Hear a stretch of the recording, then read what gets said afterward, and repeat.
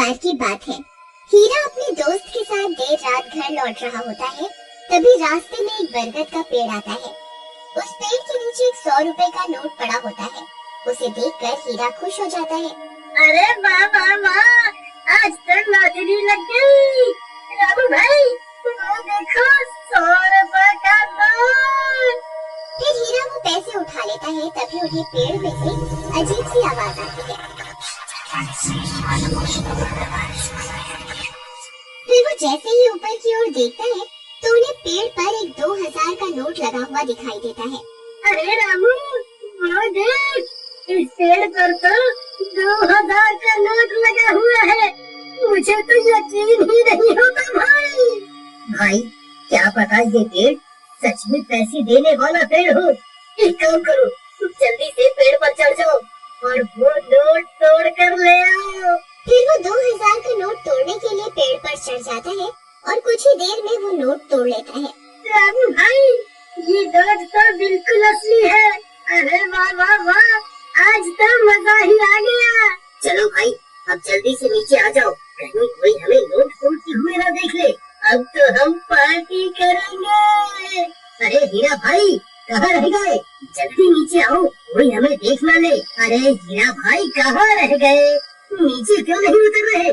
कहीं तुम अकेले ही इन 2000 रुपयों को हजम तो नहीं करना चाहते भाई? तभी हीरा के चीखने की आवाज आती है। अरे क्या हुआ भाई, सब ठीक तो है?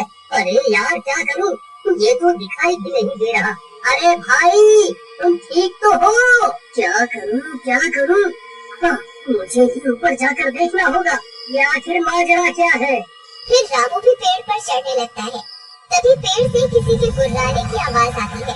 रामू वहीं रुक जाता है।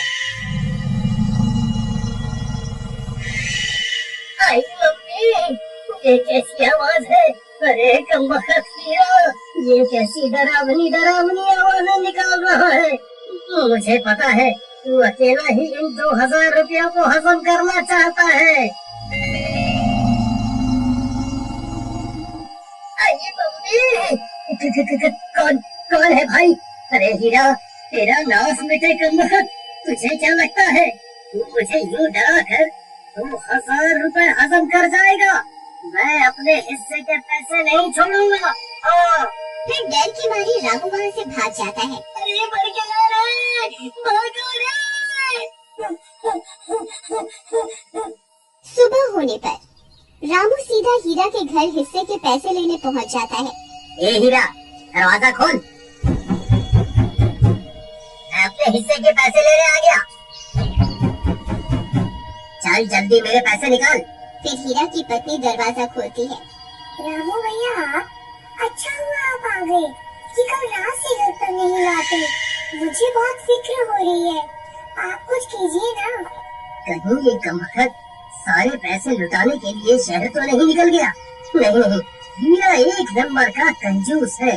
वो इतने पैसे खर्च करने वालों में से नहीं है। जरूर कुछ गड़बड़ है। राधा बहन, चलो मेरे साथ।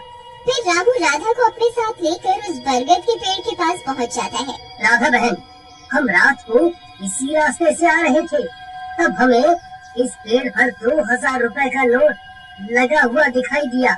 उसे तोड़ने के लिए हीरा ऊपर चढ़ा था, लेकिन वापस नहीं आया। तभी कुछ गांव वाले भी वहाँ पहुँच जाते हैं। फिर रामू सबको पैसों की बात बताता है। अरे भाई हरिया, जरा पेड़ पर चढ़कर तो देख, हीरा भाई वहाँ है या नहीं? फिर हरिया पेड़ पर चढ़ जाता है और बहुत देर ढूंढने पर भी उसे हीरा का कोई नामो निशान नहीं मिलता। भाई, यहाँ ऊपर कोई आदमी नहीं है। ये कैसे हो सकता है? हीरा को नीचे भी नहीं उतरा। फिर हीरा गया तो गया कहाँ? कहीं वो चुड़ैल उसे खा तो नहीं गई, जो रात को अजीब सी आवाजें निकाल रही थी। फिर सब गांव वाले वहाँ से चले जाते हैं और राधा रोने लगती है। जी आप कहाँ चले गए जी? अब मैं आपको कहाँ ढूंढूं? तुम रो नहीं बहन, हीरा जरूर मिल जाएगा। हम रात होने पर यहाँ दोबारा आएंगे। फिर वे दोनों भी वहाँ से चले जाते हैं।